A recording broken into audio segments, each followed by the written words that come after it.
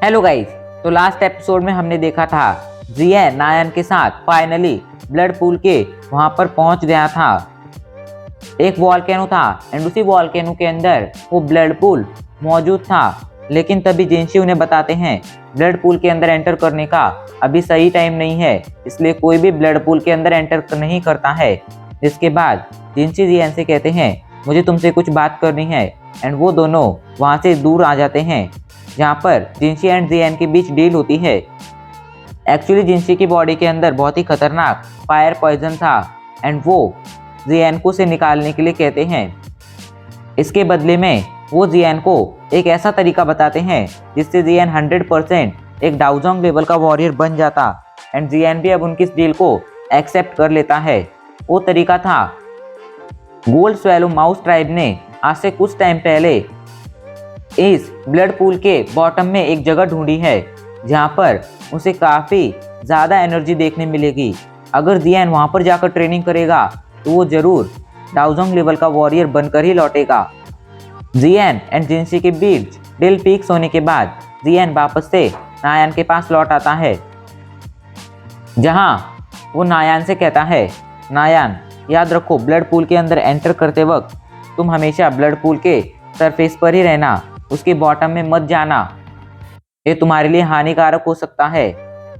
वो लोग बातें कर ही रहे थे तभी ब्लड पूल के अंदर एनर्जी बढ़ने लगती है। आसमान से काफ़ी ज़्यादा एनर्जी ब्लड पूल के अंदर गिरने लगती है।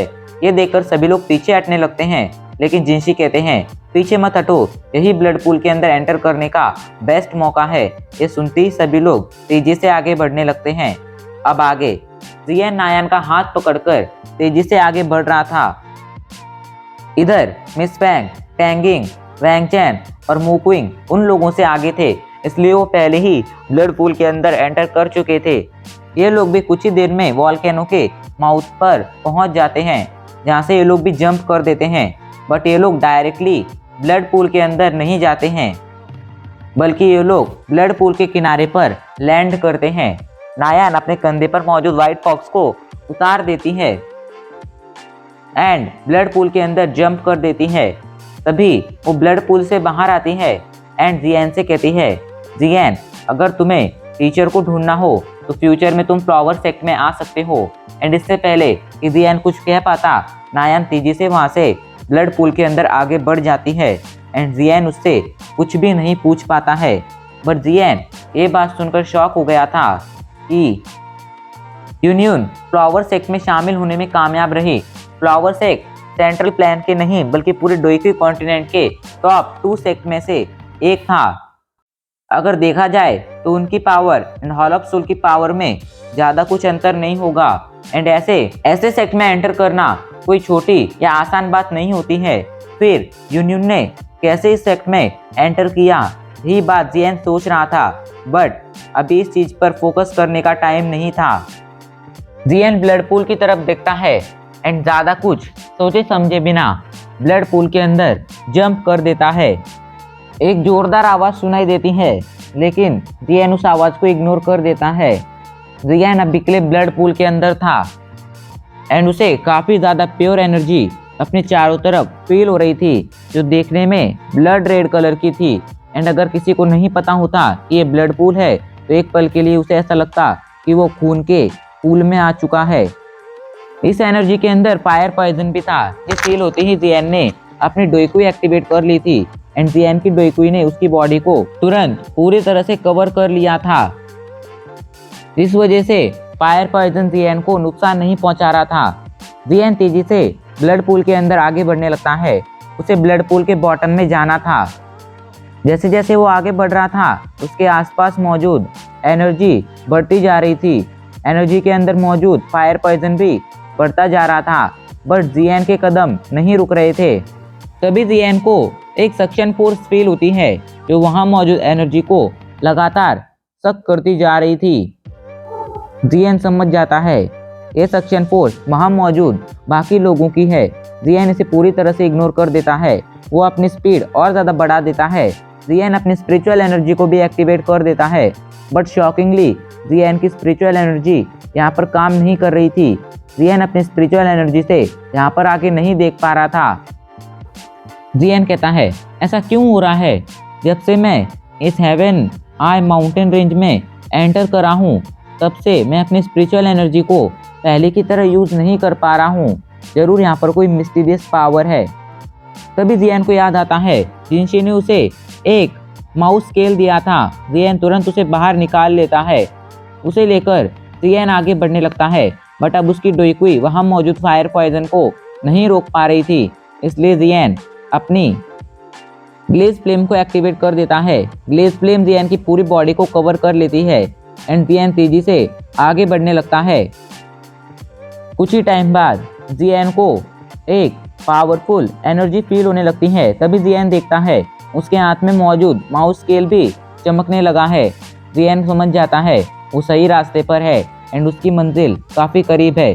जियन और 10 मिनट तक ब्लड पूल के अंदर ट्रैवल करता है एंड फाइनली उसे बॉटम दिखाई पड़ता है, जहाँ पर उसे ब्लड रेड कलर की पावरफुल एनर्जी दिखाई दे रही थी, लेकिन वहाँ पर एक स्पाइटल बैरियर भी मौजूद था। जियन फिर से अपनी स्पिरिचुअल एनर्जी का यूज़ करता है, बट इस बार भी उसकी स्पिरिचुअल एनर्जी वर्क नहीं करती है। जियन स्पाइटल बैरियर को देखकर कहता है, ये तो स्पाइटल बैरियर है। अब उसे चिंता होने लगती है वो स्पाइटल बैरियर को पार कैसे करेगा। लेकिन तभी अचानक से उसके हाथ में मौजूद उस स्केल से एक गोल्डन कलर की एनर्जी बाहर आती है, जो सीधा उस स्पाइटल बैरियर से टकराती है, जिससे स्पाइटल बैरियर के अंदर एक बहुत बड़ा होल बन जाता है। वो होल एक टनल के जैसा था एंड अब जियन अपने स्कल को देखकर एक राहत की सांस लेता है। जिसके बाद जियन इस स्कल को अपनी स्पेस स्टोरिंग के अंदर रख लेता है एंड उस टनल के अंदर एंटर करने लगता है। फाइनली कुछ ही देर बाद टनल को पार कर जियन स्पाइटल बैरियर के अंदर आ जाता है। लेकिन जैसे ही जियन वहां पर एंटर करता है, जियन को एक पावरफुल एनर्जी प्रेशर फील होता है एंड जियन कई कदम पीछे चला जाता है। ये जगह ज़्यादा बड़ी नहीं थी, इसका साइज ज़्यादा से ज़्यादा 100 फीट इतना होगा, बट यहाँ पर मौजूद एनर्जी बाहर मौजूद पूरे ब्लड पूल के एनर्जी से 100 गुना ज़्यादा पावरफुल थी। इसका साफ साफ यह भी मतलब था कि यहाँ मौजूद फायर पॉइजन बाहर मौजूद फायर पॉइजन से 100 गुना ज़्यादा पावरफुल है। जैसे ही जियन वहाँ एंटर करता है, वो फायर पॉइजन जियन पर अटैक कर देता है, बट जियन की ग्लेज फ्लेम उस फायर पॉइजन को जलाकर राख कर देती है। जियन नोटिस करता है यहाँ पर इस ब्लड रेड कलर की एनर्जी के अलावा और फायर पॉइजन के अलावा एक ग्रे कलर की एनर्जी भी है, जो काफ़ी ज़्यादा खतरनाक है एंड उसे कंट्रोल करना लगभग नामुमकिन है। जियन की नज़र आसपास पड़ती है तो वो देखता है यहाँ पर कई सारे होल्स मौजूद हैं। यहाँ पर जियन को इतने ज़्यादा प्रेशर फील हो रहा था कि ग्लेज लोटस फ्लेम के होने के बावजूद जियन ठीक से खड़ा भी नहीं हो पा रहा था।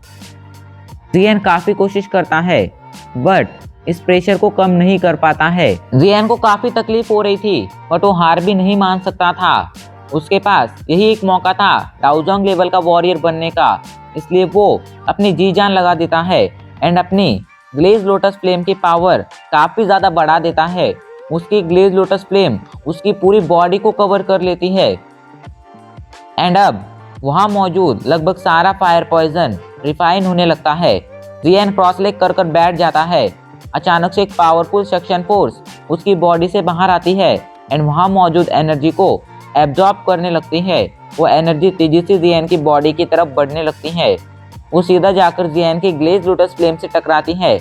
जियन की ग्लेज लोटस फ्लेम उस एनर्जी के अंदर मौजूद फायर पॉइजन को पूरी तरह से रिफाइन कर देती है, डिस्ट्रॉय कर देती है एंड फाइनली वो एनर्जी जियन की बॉडी के अंदर एंटर करती है। जैसे ही जियन की बॉडी के अंदर वो एनर्जी एंटर करती है, जियन को काफ़ी ज़्यादा रिफ्रेश फील होने लगता है। यहाँ पर उसने 5 से 10 सेकेंड में ही इतनी एनर्जी एब्जॉर्ब कर ली थी जितनी वो बाहर की दुनिया में 5 दिन ट्रेनिंग करने के बाद एब्जॉर्ब कर पाता। ये देखकर जियन काफ़ी ज़्यादा शॉक था। इतनी फास्ट ट्रेनिंग स्पीड आज तक उसने कहीं भी नहीं देखी थी। ये जियन के लिए गोल्डन चांस था एंड जियन इसे गंवाना नहीं वाला था। जियन यहाँ पर तब तक ट्रेनिंग करने वाला था जब तक उसकी पूरी एनर्जी डोईकुई खत्म ना हो जाए। जियन अपनी सक्शन फोर्स की पावर बढ़ा देता है और भी ज़्यादा एनर्जी जियन की बॉडी के अंदर एंटर करने लगती है, लेकिन फायर पॉइजन ने अभी तक हार नहीं मानी थी एंड शायद इसका खामियाजा जियान को भरना पड़ेगा। लेकिन ये तो बात की बात है। जियान कहता है यहाँ मौजूद एनर्जी इतनी ज़्यादा है कि अगर कोई डाउहोंग लेवल का वॉरियर यहाँ पर ट्रेनिंग करेगा तो वो 5 से 10 दिन में ही अगले स्टार का ब्रेक थ्रू कर पाएगा। ये स्पीड इतनी ज़्यादा है कि बाहर की दुनिया की स्पीड से इसका कोई मुकाबला ही नहीं है। अब गाइस आप लोग यही सोच रहे होंगे, अगर डाउहोंग लेवल के वॉरियर को भी यहाँ पर एक स्टार का ब्रेक थ्रू करने में कम से कम 4 से 5 दिन लग जाते हैं तो जियान बस 3 से 4 दिन में यहाँ पर डाउहोंग लेवल का ब्रेक थ्रू कैसे करेगा? तो गाइस इसका आंसर है जियान के पास फ्लेम मंत्रा और हेवनली फ्लेम्स हैं जो किसी नॉर्मल वॉरियर के पास नहीं होती हैं। Flame Mantra and heavenly flame की वजह से उसकी ट्रेनिंग स्पीड काफ़ी ज़्यादा बढ़ चुकी है एंड इसीलिए जियान यहाँ पर बस कुछ ही दिनों में डाउहोंग लेवल का ब्रेक थ्रू कर सकता है। जियान कहता है गोल्ड स्वैलो माउस ट्राइब इसीलिए इस जगह को इतना संभाल कर रख रहे हैं क्योंकि अगर इस जगह का फायर पॉइजन पूरी तरह से निकाल दिया जाए तो अगर यहाँ पर कोई ट्रेनिंग करेगा तो वो कुछ ही टाइम में काफ़ी ज़्यादा पावरफुल बन जाएगा एंड इससे गोल्ड स्वैलो माउस ट्राइब की पावर काफ़ी ज़्यादा बढ़ सकती है। काश ये जगह मुझे हमेशा के लिए मिल पाती। जियान की बॉडी के अंदर लगातार पावरफुल एनर्जी एंटर कर रही थी। वो एनर्जी पहले जियान के फ्लेम मंत्रा से रिफाइन होती जा रही थी एंड उसके बाद जियान के हुई पैथ पर सर्कुलेट हो रही थी। लगातार एनर्जी बढ़ रही थी एंड इससे जियान को काफ़ी ज़्यादा बेटर फील हो रहा था। जियान ने अभी के लिए इतनी ज़्यादा एनर्जी एब्जॉर्ब कर रही थी कि जियान की पूरी बॉडी रेड कलर में बदल चुकी थी। कोई भी अगर उसे देखता तो उसे ऐसा लगता कि वो किसी मिर्ची से बने हुए लाल मिर्ची के पाउडर से बने हुए इंसान को देख रहा है। जियान को काफ़ी अच्छा फील हो रहा था एंड ये फीलिंग जियान को इतनी ज़्यादा अच्छी लग रही थी कि जियान इस फीलिंग को कभी त्याग नहीं सकता था। जियान कहता है यहाँ पर आने से पहले मुझे लग रहा था कि जिनशी ने मुझसे शायद झूठ बोला है, बट अब मुझे पता चला कि जिनशी ने मुझसे बिल्कुल भी झूठ नहीं बोला है। यहाँ की ये एनर्जी बहुत ज़्यादा पावरफुल है एंड कुछ ही टाइम में मुझे एक डाउहोंग लेवल का वॉरियर बनाने में सक्षम है। इधर फायर पॉइजन को काफ़ी ज़्यादा गुस्सा आता जा रहा था। वो लगातार जियान पर अटैक कर रहा था बट ग्लेज फ्लेम की वजह से उसका हर अटैक नाकाम होता जा रहा था।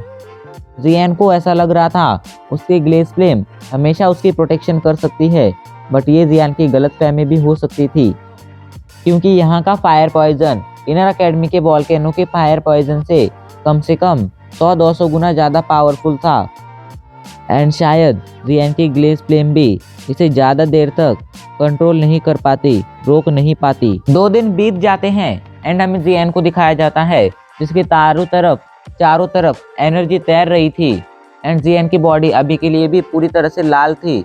जियान अब डाउहोंग लेवल की पीक पर पहुंच चुका था बट डाउहोंग लेवल की पीक एंड डाउहोंग लेवल में काफ़ी ज़्यादा फर्क था। बट जियान ये भी जानता था कि अगर वो लगातार 2-3 दिन तक इसी तरह से ट्रेनिंग करेगा तो वो डाउहोंग लेवल का ब्रेक थ्रू भी कर पाएगा। इसलिए जियान को अभी के लिए कोई टेंशन नहीं थी, वो बस लगातार अपनी ट्रेनिंग पर ही फोकस कर रहा था। वहीं फायर पॉइजन का गुस्सा अब काफ़ी ज़्यादा बढ़ चुका था। वो जियान को नुकसान पहुंचाने की हर कोशिश कर रहा था बट वो हर बार नाकाम होता जा रहा था। यहाँ मौजूद फायर पॉइजन के पास शायद अपनी भी इंटेलिजेंस थी, इसलिए वो लगातार जियान की तरफ आगे बढ़ता जा रहा था। लेकिन वो कहते हैं ना, कई बार हम जैसा सोचते हैं वैसा होता नहीं है। फायर पॉइजन के साथ भी ऐसा ही हो रहा था। वो हर बार अपनी पावर बढ़ाकर जियान पर अटैक करता था एंड ये सोचता था कि वो इस बार तो जियान को पकड़ लेगा, अफेक्ट कर देगा, बट वो हर बार नाकाम होता जाता था। इधर जियान की स्पिरिचुअल एनर्जी काफ़ी ज़्यादा पावरफुल थी। जियान स्पिरिचुअली काफ़ी ज़्यादा स्ट्रॉन्ग था, इसलिए इस फायर पॉइजन पर उसका बिल्कुल भी ध्यान नहीं था। वो इसे लगातार इग्नोर कर रहा था। उसका फोकस अभी के लिए बस एनर्जी एब्जॉर्ब करने पर था एंड जियान उस पर ही अपना फोकस रखना चाहता था बिकॉज अगर वो थोड़ा भी डिस्ट्रैक्ट होता तो इससे उसे काफ़ी ज़्यादा नुकसान हो सकता था। जियान ट्रेनिंग कर रहा था तभी वो अपनी बॉडी को ऑब्जर्व करता है एंड उसे पता चलता है उसकी बॉडी की हर मूवमेंट काफ़ी ज़्यादा फास्ट हो गई है।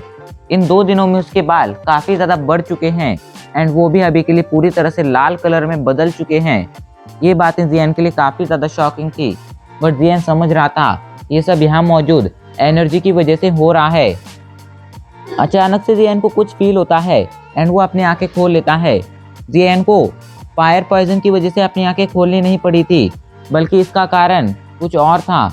एंड इसका कारण था जियान का स्पिरिचुअल अवतार। जियान को फील हो रहा था कि उसका स्पिरिचुअल अवतार भी यहाँ मौजूद एनर्जी को एब्जॉर्ब कर रहा है। एंड ये बात जियान के लिए काफ़ी ज़्यादा शॉकिंग थी। वो सोचता है आखिर कोई सोल कैसे किसी एनर्जी को एब्जॉर्ब कर सकती है। लेकिन तभी उसे याद आता है 3000 लाइटनिंग स्पिरिचुअल बॉडी कोई नॉर्मल टेक्निक नहीं है। एंड शायद इसमें स्पिरिचुअल अवतार इसी तरह से स्ट्रांग बनता है। जियान इस बात पर ज़्यादा फोकस नहीं करता है, लेकिन वो थोड़ा सोचने के बाद अपने स्पिरिचुअल अवतार को बाहर निकालता है। उसके स्पिरिचुअल अवतार को उसकी फॉलनाट फ्लेम ने कवर कर रखा था, लेकिन जैसे ही उसका स्पिरिचुअल अवतार बाहर आता है, वहाँ मौजूद सारा पॉइजन उसे छोड़कर स्पिरिचुअल अवतार की तरफ बढ़ने लगता है। लेकिन जैसे ही वो स्पिरिचुअल अवतार की बॉडी से टच करता है, उसका सामना फॉलनाट फ्लेम से होता है। एंड फॉलनाट फ्लेम उस सारे के सारे पॉइजन को जलाकर राख कर देती है। एंड स्पिरिचुअल अवतार वहाँ मौजूद एनर्जी को एब्जॉर्ब करने लगता है। ये तो अच्छी बात थी, जियान ने अपने फॉलनाट फ्लेम से अपने स्पिरिचुअल अवतार को पावर दी थी, वरना उसका स्पिरिचुअल अवतार कभी भी इस जगह पर सरवाइव नहीं कर पाता। अवतार जैसे ही बाहर आया था, उसने यहाँ मौजूद एनर्जी को एब्जॉर्ब करना स्टार्ट कर दिया था। जियान भी अपनी ट्रेनिंग स्टेट में एंटर कर चुका था, लेकिन कुछ ही देर बाद उसे फील होता है। जियान फिर से अपनी आंखें खोल लेता है एंड अपने स्पिरिचुअल अवतार की तरफ देखता है। वो काफ़ी ज़्यादा शॉक हो गया था, बिकॉज उसका स्पिरिचुअल अवतार उससे भी ज़्यादा स्पीड से यहाँ मौजूद एनर्जी को एब्जॉर्ब कर रहा था। एंड यही बात जियान के लिए काफ़ी ज़्यादा शॉकिंग थी, बट इस बात से जियान काफ़ी ज़्यादा खुश था।